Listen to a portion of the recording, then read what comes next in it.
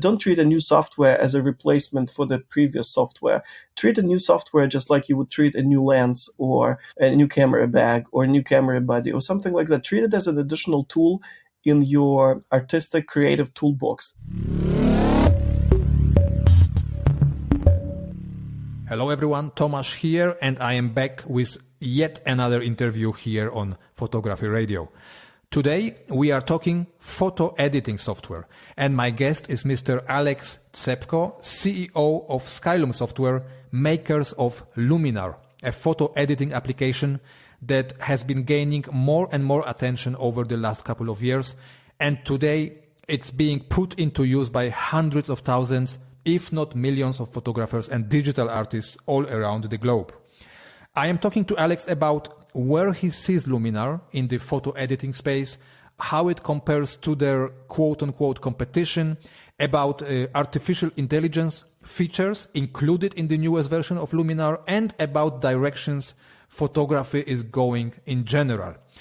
It doesn't matter if you have been contemplating giving Luminar a try or if you are already an existing Luminar user, you will definitely enjoy my conversation with Alex Tsepko. Can you imagine your life without photography? No? Then you will love this show. And it doesn't matter if you're a DSLR, a mirrorless, or a mobile phone shooter. We're here to help your photography grow. This is Photography Radio. Alex, welcome to the program. Thank you so much for accepting my invitation. How are you doing this morning? I'm doing excellent, Tomasz, to tell you the truth. I'm in New York, as you may know, and about the first 4 or 5 days in US, when I'm in US, are usually the best because I wake up at about 3 a.m. And before everyone wakes up here, I can already do so much work. So jet lag, right? Yeah, the jet lag helps me a lot. So it's about 9 in the morning right now. But I have done so many things, so I feel energized and motivated to do more. I would like to divide our conversation to two sections. So in the first part, I would like to ask you a few questions of my own. And in the second part, I have a few questions from the listeners, which I would like to run here on the show. Does it sound okay to you? Yes. I'll follow your guidance, whatever you feel is the best. Okay, thanks so much. So listen, you are the CEO of Skylum software, and you guys are the makers of Luminar, very popular photo editing application, both for a Mac and for PC. But for those of my listeners who maybe are not yet familiar with Luminar, could you give like a brief introduction to this program? What is Luminar? What can it do? And who is it for? Sure. With pleasure. So let's start with what Skylum believes in. Okay, there's a firm belief with Skylum team that these days everyone is an artist. So whoever you talk to takes photos and wants to express himself or herself in some way.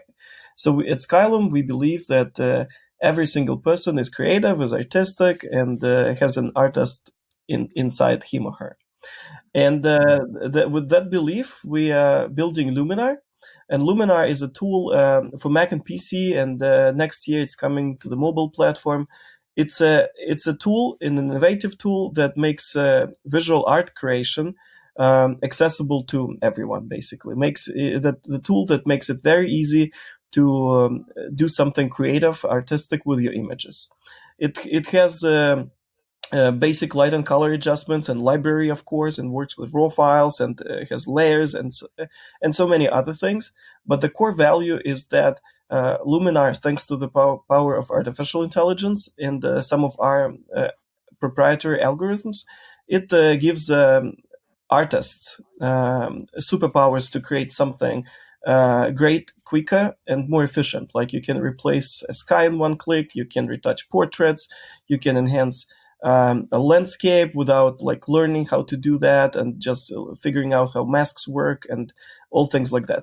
So we just make the whole creation of visual art very, very accessible to people. And this is the route where we are going.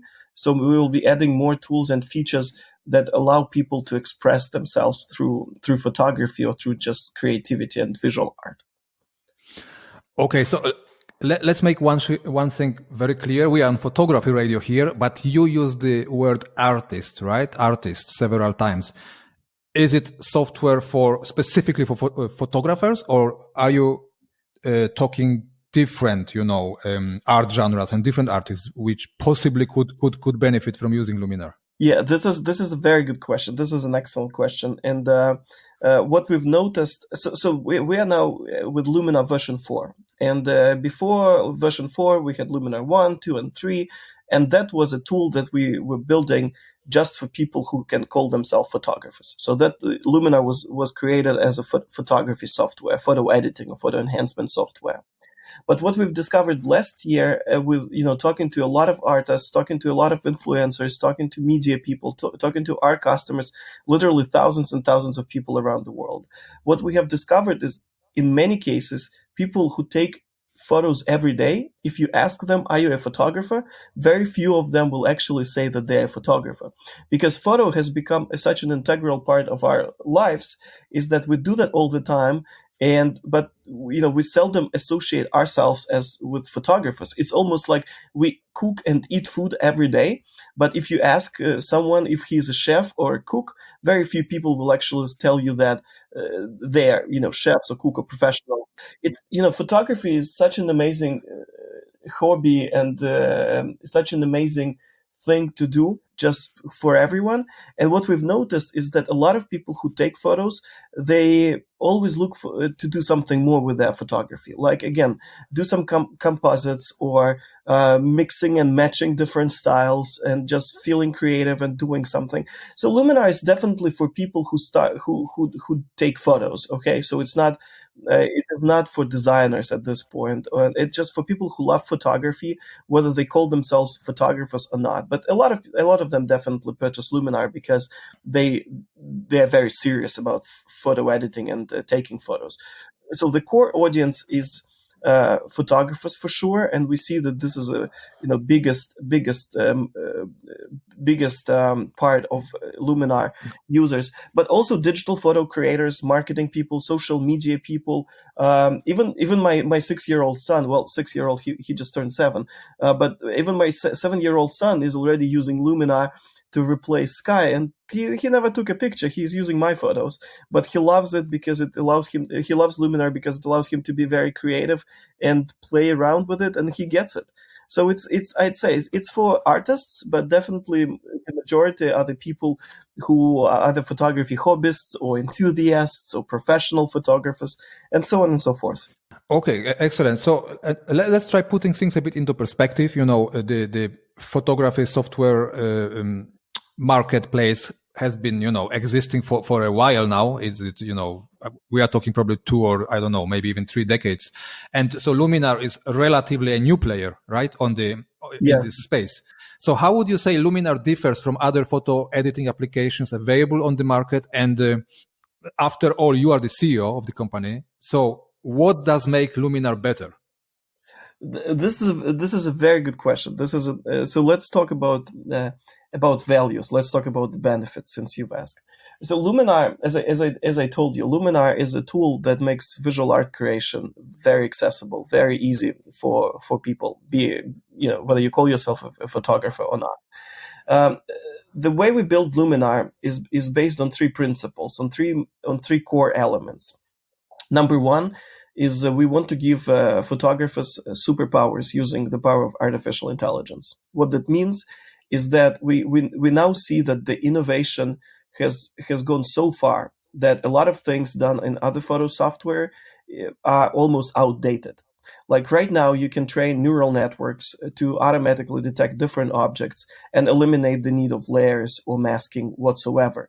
So we want to give one of the core elements of building Luminar is giving photographers these superpowers to spend less time on masking and selecting and all the, I'd say, manual, boring, traditional, outdated part, but focus on creativity. So, for example, if you're a real estate photographer, and we have literally dozens of thousands of real estate photographers using Luminar for a single feature, sky replacement. And so now, instead of just masking and layering and telling the software with the sky, thanks to artificial intelligence, the software already sees where the houses, where the trees are, where the background, foreground, and so on and so forth. So now these real estate photographers or architecture photographers have this superpower to replace the sky much faster, and save time on sitting in front of a screen and do more shoots and get more clients and so on and so forth. So the quality of these algorithms, the quality is unprecedented. Like I haven't seen a sky replacement like Luminar anywhere else. You can do that in Photoshop, and because you can do everything in Photoshop, but that you'll need to sacrifice your time and so on and so forth.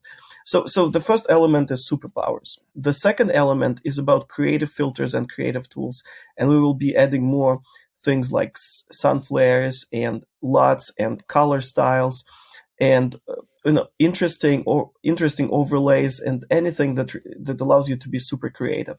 Like we are, and this may sound surprising, but in Skylum we are extremely big fans of Adobe. We love what they are doing. We think that Adobe is definitely a market leader in terms of what they're doing and how they're shaping the industry.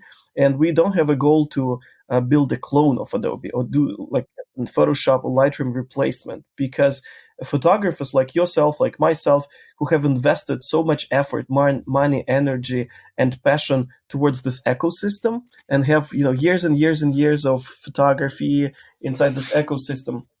We don't want to force them to switch to something because it's not the purpose.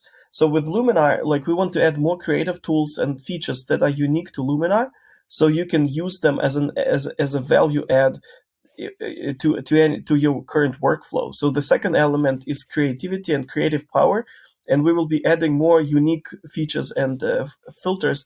Like we have a mystical filter or golden hour filter, or some interesting color correction tools that allow you to spice up the photos and manipulate colors faster and easier. So this is the second element that makes Luminar different from other tools. And the last but not least is that one thing that we discovered last year when we were building Luminar 4 is we discovered that even though millions and even billions of people everywhere in the world enjoy photography and they take photos on a regular basis, a very small percentage actually edits their images, because somehow the editing process, the photo processing or post-production hasn't changed much since Apple launched Aperture or Adobe released Lightroom. The approach is pretty much the same. You have same sliders, same confusing names. You have to learn what contrast and shadows and highlights mean, and it's a very technical process, to tell you the truth. It's more technical than creative, and you're an expert in photo editing, so that's easy for you. But many people who just love taking photos using aperture priority or auto mode or just some basic stuff with their camera, they don't start editing, because when they want to create a photo and then they look at photo software, they see all these sliders with confusing names, and that creates a trouble for them to actually learn that again. So what we want to do with Luminar, we want this software to be fun to use, and we want the process of editing to be super enjoyable. So that's why when you launch Luminar, if it speaks your language, basically. So like you'll see that if you want to adjust colors, it says that the section says color. If you have a landscape that you want to adjust, it says landscape enhancer. For portrait, you go to portrait section. For for let's say tweaking eyes or lips or fixing the skin, it'll say eye enhancer or eye correction and things like that. And it has super powerful algorithms under the hood, but because we don't confuse people, don't create the trouble of learning something extra, the Luminar, the software speaks their language. So now they only spend time experimenting with the look and feel, rather than figuring out what tool to use to get that look and feel. So that's a different approach for Luminar. That is a load of information, and of course, you being in the middle of this everything happening, receiving feedback from existing customers, future customers, you know so much, you have so much input, right? But I am coming from kind of of course, like you said, traditional approach to both photographing and editing my photos. I mean, I spent, of course, years in Adobe products, in Lightroom, Photoshop. Correct. I tried your software. I tried different kinds of software. And like you said, for me, sliders are not scary, but I can understand that the new generations, younger people, maybe the approach is slowly changing. But what I want to ask you is something else, actually, because you talked about artificial intelligence, AI, which I am also trying to follow up with everything what's happening, and the options, the possibilities, what the software can do for us is just getting really absolutely amazing and crazy. But how do you see as a somebody who runs a photo editing software company, how do you see the balance between photographer capturing what's really in front of him or her, and then exactly this whole part of AI, algorithms replacing objects, skies, colors? Where do you see the younger photographers are seeing their art? I mean, if the sky in front of me is blue, me personally, Tomasz, I want the sky to be blue. You know what I mean? I'm with you. I fully agree, and I understand what you're talking about. We feel that the art is in the eye of a creator, and the whole thing about photography, the whole thing about visual art, is that there are no rules. It's the way you see it. It's the way you express yourself. And if you look at the photographers from 50 years ago, from 60 years ago, from 30 years ago, back to the back in the analog times, you'll see that a lot of photographers were actually manipulating their images in dark rooms, adding some stuff. It was not so easy because we didn't have digital tools, but a lot of artists, a lot of photographers just try to take the film and then overlay with another film and then do some other things. So there was a lot of artistic image manipulation every time since the beginning of photography. I guess the discussion is somewhere else here, probably, right? It's about the definition of so-called, many people like to use the term pure photography, right? I absolutely agree. Art, painters, digital artists, I love it. I have nothing against it. I'm just trying to put the finger on what photography is. I think it's for a separate discussion, right? Yeah. I think that you have a valid point that if you're treating photography as something that captures a moment and communicates the truth of that particular moment, then it shouldn't be manipulated in any way. Like if we are using photography to show how things are in Hong Kong, for example, or how things are during US or European elections or something like that, or if you want to just capture that moment to remember your kids or grandparents or your parents, then it shouldn't be manipulated, because then we are using photography to support our memories, and we use them. We use photos as something to remember. And this is one of the biggest values of photography, is that no matter how old we get, we can always pull up the album or our phones now and look at things we captured earlier and bring up the memories. So as a memory keeping aspect of photography, I don't think it should be manipulated. I think it should be enhanced, because no camera nowadays, even the best one, can capture the world just like as your eye saw it. Well, iPhone Pro now does an amazing job with the software enhancing the camera images on the back end, but it still needs enhancements. It doesn't need to be changed or manipulated when you want to use it as a memory keeping tool. I mean, photography is a memory keeping thing, so it should not interrupt the natural look and feel of things. But then on the other hand, when you look at the world and imagine you're somewhere in New York and looking at the New York skyline, or you're in Japan taking photos of Tokyo or any other place, and then there are like millions and millions of people who do the same every single day. So then if you want to stand out, if you want to do something different with your images beyond what everyone else does, And then what's more important, if you feel creative, if you feel like you want to express yourself through photography, then moving beyond just editing and turning a photo to a photo art, I think it's a good thing.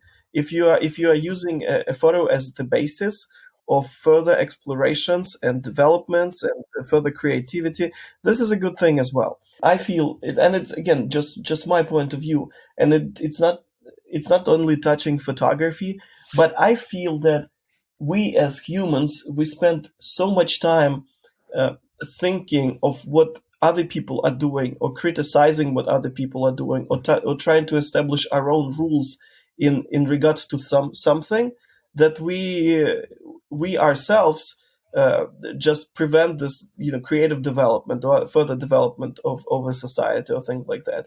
I think that we should just allow everyone express themselves in any way possible, as long as this doesn't harm the society, as long as this doesn't make people feel bad, and it doesn't bring any harm. If that helps you express yourself personally, then no matter what digital tool you use and no matter how you see it, you just go and create. Of course, again, going back, I'm against manipulating the image that is used to either capture memories or communicate some true events. This should stay untouched. But then, if we look at photography as an art, as a key element of some creative art form, then I feel like it can definitely be adjusted and enhanced. Yeah, I mean, I couldn't agree with you more. I hope I didn't cross before as being against expressing yourself in whatever way you would like to do it. I couldn't support this idea more. I can imagine that and you must have had many discussions like this where using the term photography, and it's more about the definition than about, of course, art in general. No, yeah, correct. That's why we are. So first of all, it all started with companies, software companies using word photographers less, and they talk about people who take photos. So as I said, a lot of times people who take photos won't call themselves photographers.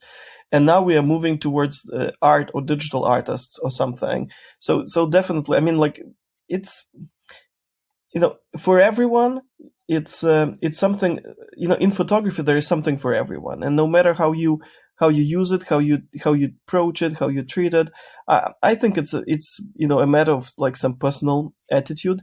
One other thing to remember is that even though a lot of people take photos these days, a very small percentage actually makes photos so great that other people get impressed immediately.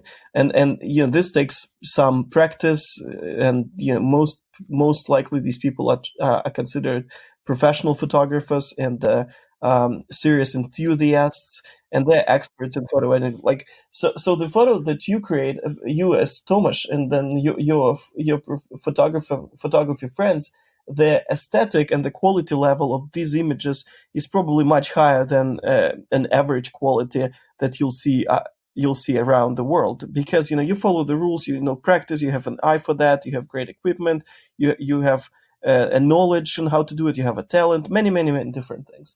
But what I wanted to say is that a lot of people around the world, they just need some additional tools and inspiration to help them create something, and even hints. And this is when artificial intelligence comes in place. Right now, artificial intelligence is not a replacement for creativity or replacement for a talent or replacement for an artist. It actually makes photo editing, photo enhancement, photo art more accessible. So if you even, and we know that right now time flies so quickly, so many things change, and modern artists really need to move fast to at least stay in line with the current world developments. So that's why artificial intelligence, like in Luminar, for example, it's not replacing your creativity, it's not replacing your creative vision, but it allows you to eliminate the need of masks and layers, so you don't spend extra several months or even years mastering that part. It's you can just make your workflow way more efficient. And what's very important is that Luminar is currently used by literally hundreds of companies who are in photo editing or photo enhancement, and every time we talk to them, I'm impressed that for these people, for these professional studios, real estate, wedding photographers, whatever, for them it's perfectly fine to Luminar with artificial intelligence to make 60% of their work or 50% of their work or even 70% of their work, because usually out of 100% that they spend of time that they spend creating an image, about 60 to 70 is spent on batch processing or adjusting layers or masking and so on and so forth. And if some tool can automate that process, can make it faster, so they can spend focus on creativity and fine-tuning the look and feel. This is what matters. And they really, these studios, they really enjoy Luminar because it works, again, as a plugin for Photoshop, for Lightroom. You don't have to change your workflow. But at the same time, it allows these photographers, these professional photographers, to be way more efficient with their, with the photos. And as you know, photographers are paid for clicks, not for edits. And the faster you can deliver a good edited image or enhanced image, the faster you can go back to shooting and enjoying that and getting more clients and so on and so forth. So we see the value in making that workflow more efficient as well. Okay, so now let's quickly. The time is going fast with you. You're a talker, right? This is great. This is such an easy interview. You ask so many great questions, and we don't talk so much. So I literally want to make sure I give you all the information. Okay, so listen now. You mentioned, eliminating the need for layers, for masks, replacing with AI, more clever tools, and so on. So let's talk about how you position yourself really on the photo editing, market. So we have Photoshop, where those options, layers, masks are still existing, right? Correct. You mentioned you can use Luminar as a plugin into Adobe projects, yes. But still, I think we are still in this transitional period where so many people have to make. I mean, they don't have to, but they are considering this decision, or they don't know exactly about those options and about how those two programs, work together. And then we get questions like this. Have a listen. Hi, Thomas. Thanks for asking this question. I would say for someone who absolutely hates editing, probably because I don't know enough about it, why would I choose Luminar over Lightroom, which is what I've learned so far? Photoshop is a no-go at this point for me, but why would I choose Luminar over that? I have looked at Luminar in the past, but I just don't want to even venture into something that seems a little bit more intuitive to me. So that would be about it. Thanks. Okay, so you see, this is Amina, and she's on the fence, right? She's trying to decide to understand, being in Lightroom, sitting in Lightroom, looking at Luminar. Okay, what's your advice, Alex? What should Amina do? It's almost like the first thing was, the first thing that she mentioned was like, what can you advise for a person who just hates photo editing? The first advice is, hey, try to get it great straight from the camera. If the hate for the photo editing, for the process is so big, then I would just try to use an iPhone, or wait for camera companies to launch new types of their cameras where the post processing is done automatically by the software inside the camera, like iPhone does. And if the hate is so big, then why would you be using a software? But a long story short, again, we need to understand what is the reason for being so negative about editing. If it's a matter of just light corrections and enhancements and basic adjustments, then Lightroom is a tremendously great tool, and I suggest this photographer to stick with Lightroom and just use it, because Lightroom is a great tool. Luminar is, again, like I said, Luminar should be used is when you want to perform something beyond light and color correction, and you want let's say a very quick portrait retouching, but you have no idea how to do that. Then you just move a slider and Luminar automatically makes skin better and removes skin spots without the need to use clone and stamp tool or do like all sorts of things that are possible just in Luminar. Because like in Photoshop, you won't have a one slider that says make eyes more crisp and clear. You'll have to use the masking and things like that. So Luminar is, again, it's it's like for this person in particular, I heard one thing that, learning additional things is a no-go. And I think that Luminar will work perfectly well if she launches it and tries on few of her images, but tries not the tools that exist in Lightroom, because if you just use light and color corrections and some noise reductions and clone and stamp, then Lightroom has all of those and it works well. But again, for some additional creative manipulations, skin and portrait retouching, it's so easy in Luminar. And we made it for people who, like I said, for some people who even hate photo editing, because like I mentioned in the beginning, people don't edit because it seems hard and it seems complex. So we make it easy. With Luminar, it's actually super easy, especially those things that are hard in Photoshop. In Luminar, they are easy. So I suggest just to give it a try and see for herself. Okay, and for a person who is, for let's say for a young person or somebody who is getting into photography and some possible photo editing for the very first time, I understand Luminar would be this all-in-one tool. Absolutely. And everything what this person would need, right? Absolutely. And moreover, this is the Luminar. The vision for Luminar is that it grows together with an artist. You can launch it and use a library and then basic tools and color adjustments. And then when you need to go beyond that, you don't have to switch to Photoshop or something else, because you already have layers and masks and all things like that. And you have more tools with artificial intelligence that automate the process of creating things. And for the person who just, for the lady who were asking the question, I think that, if a picture is worth 1,000 words, then a video is worth millions of words. So I suggest to just go to Skylum on YouTube and see what Luminar can do with image enhancements and composites and portrait retouching. It will be very helpful to get a feel of what. But one thing that, just, and I know I talk too much, but this is a suggestion. This is a suggestion to all the artists and photographers.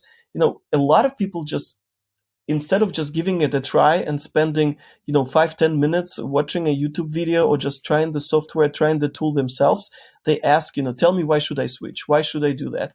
And I like, I love Luminar. I love Skylum. I love the vision. I love talking about it a lot. But I think that the personal experience beats anything. So it's very easy to get Luminar, download the free software, get into a trial mode, have all the features unlocked, and then play with it. And it's just a completely different experience. When you try it yourself and you experience it yourself, you make the decisions for yourself, not someone else makes a decision for you. And I think this is very important. Absolutely. I also, when I was, when I announced I will be interviewing you here for the Photography Radio, also I got some questions from people who are actually already using Luminar and loving it. And, but many of them asked me, and you mentioned it before. Let me play one question. It's from Douglas, so it will illustrate exactly, what I am after here. Hello, Tomash. This is Doug Kylan from Duluth, Minnesota. Thanks for getting this great podcast going and for having Alex on to talk about Luminar. I've been using Luminar for quite a while now with my MacBook Pro, working with my Fujifilm X-T30 photos, and I really enjoy the process. Lately, I've been wanting to go quite a bit more mobile and using my iPad Pro, and Lightroom Mobile works okay for that. The iPad Pro is extremely powerful, and I'm just hoping and wondering if we're going to see any developments from Luminar in the mobile platform, specifically with the iPad Pro. It's such a great device. I'd love to hear something about that. Thank you. No, it's and I love these kind of questions, because when there are things that you want to talk about and people ask about that makes me so happy. Douglas, correct? The name is Douglas, I think. It's Douglas. Yeah, it's correct. Yeah. Yeah. Since he's a Fuji shooter, he'll love the fact that we'll do at least 50, maybe 100 photo walks and events with Fuji in US next year in all states. So we work on a roadmap right now. So he'll definitely should watch for news and updates. So this is something that, will make him happier as a photographer. But as we speak, I'm having an iPad Pro right next to me. It's not running Luminar yet, but I think that iPad is an extremely great piece of gear. yeah, there will be Luminar for the mobile. We have a big hackathon in Kiev, our product office, in February, with I think hundreds of developers.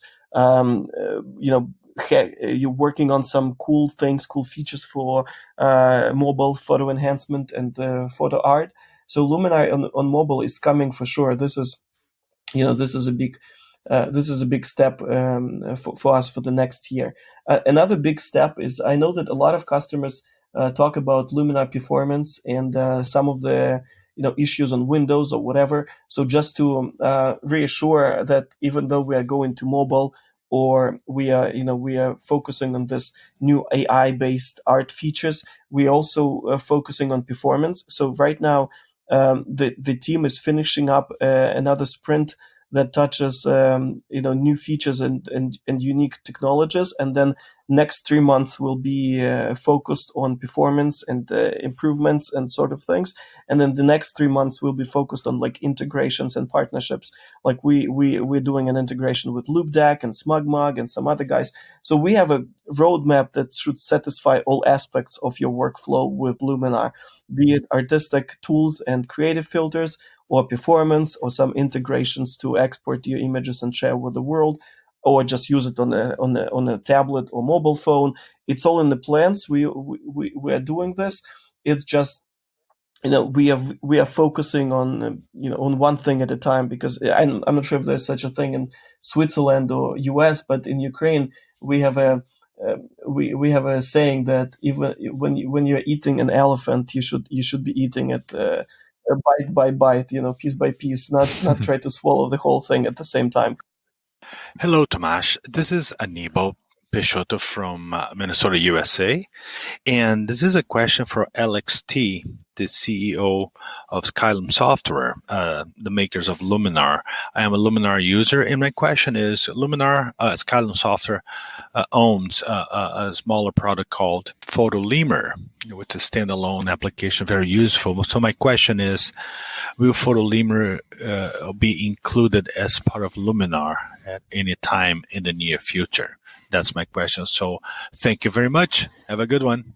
This is an excellent question. This is a very good question, because we still have a lot of people using Lemur for automated image enhancements and quick adjustments.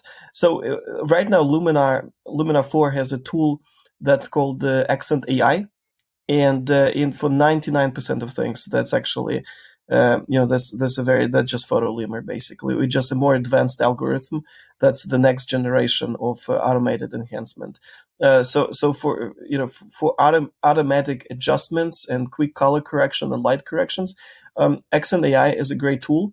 It comes with a thing that's called face recognition, so it won't ruin the face and it won't apply the changes to the face, because faces are tricky and you have to treat them differently.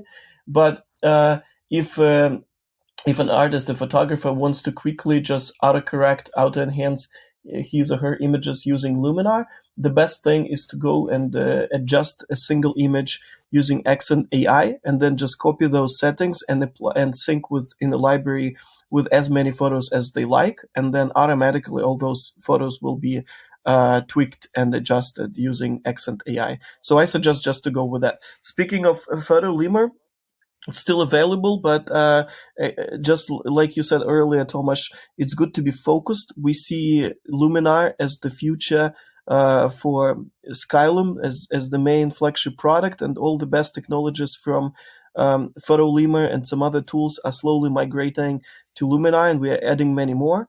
And the only thing that we are considering right now and looking at the best way to implement that is a possibility to making Aurora HDR working as a plugin or external editor for Luminar, because the technology in Aurora HDR for merging and tone mapping brackets is so great. We really want to keep it in a separate software, because HDR is still different. So we will improve the syncing, the how two products work together. We will do that. But for Lemur fans and Lemur users, I think that Accent AI is just the way to go. And Luminar, at this point, Luminar gives so much more in terms of batch auto enhancement and color correction and everything. An existing user, Steven, asks, I have copies of Luminar 2008, Luminar 3, and now getting the Luminar 4. Once I get the new software, is there any reason to save the older versions of the software on my computer? And also, will existing presets automatically transfer over to the newer versions? Okay, good question. So the short answer is no, there is no reason to keep the older versions. One thing to note is that Luminar 4, even though it's the fourth version, it's much more than just an upgrade. It's basically the new vision and the new approach to editing and the new philosophy. So I suggest I suggest every user who are upgrading from one version to another, for a short period of time to keep both versions and see how that works, and then eventually just move to Luminar 4. And what's important is that anytime when a customer wants to go back to the previous version, they can just reach out to support team and then just get the previous version. But I suggest stick with Luminar 4, and then the presets and looks. I believe they will be automatically transferred. And we are also relaunching some of the popular preset packs from our marketplace to match Luminar 4. It's it should be easy. But in any case, I'm on Twitter all the time, so you can ask me if you have any questions. The support team is on Twitter and email all the time, speaks German and Spanish and Italian and English and Japanese languages. So if you have any issues, just feel free to touch base with us, and we usually reply very quickly and assist our customers in any way we can. Okay, one more question from Wouter. My question is whether it's possible or it will be possible to do large series of batch processing raw images, but then with the added comfort or benefit of autosave after each adjustment to individual images of the batch series. Wow. Yeah. I mean, so depending on what you mean by large, is it, for some people, large 100 photos for when you do a wedding shoot, a couple of thousands can be large. So there is a possibility to sync edits across dozens and hundreds of images in Luminar and then adjust them one by one depending on what you want. The beauty of that is because you use artificial intelligence, it's not when you sync edits, when you adjust them in bulk, it doesn't apply just in a fixed preset. It actually treats every image differently. So like, for example, if you, let's say you retouch 100 of different portraits, some of them are from studio, some are environmental, some have men, some have women, some have, people with eyes closed or eyes open, mouth closed. When you do some skin corrections or skin enhancements or portrait retouching on one image in Luminar and you tweak different sliders and you adjust one single image, it will synchronize across all the other many images, but it will treat every image differently. And if it doesn't see, teeth, it won't be making teeth whiter. If it doesn't see skin spots, it won't be trying to spoil the face to remove some things. So it's very flexible and innovative in that form. So the short answer, yes, you can do that in Luminar. And again, if any questions, any issues, any troubles, ping me on Twitter or ask the customer support team, and we'll get you up and running and help you very quickly. Okay, one last time. Do you have a minute? Sure. One question from Jan. I do a lot of restoration of vintage photographs. Does Luminar have ability to restore old photographs? And what about the ability to remove surface dirt and dust from the photographs?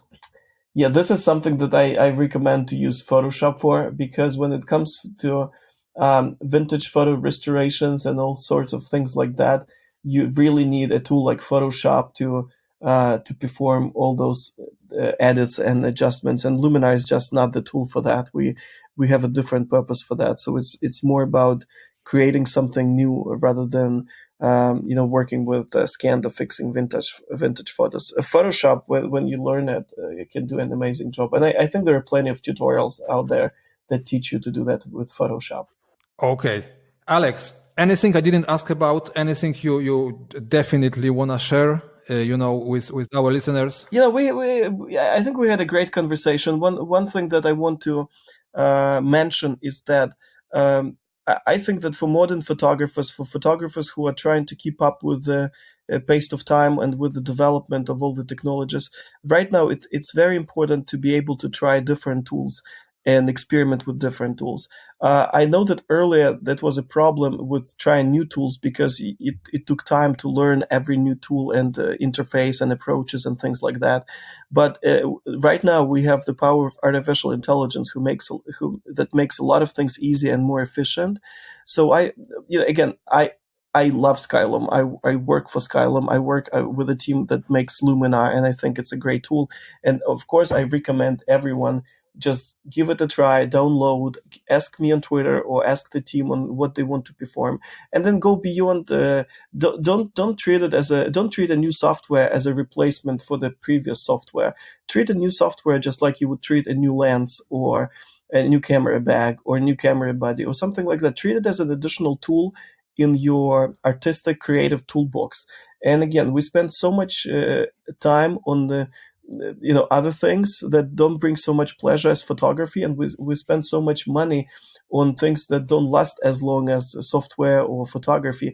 So I mean, spending extra 50 or 100 euros on something that can serve you for months and years and allow you to express yourself, I think it's a tremendously great investment. Probably the best, much better investment than coffee or alcohol. And the good thing is, new piece of software doesn't occupy more space on your shelf, right? And it doesn't collect dust, so yes. No excuses, yes. right? Yes. This is a very good point.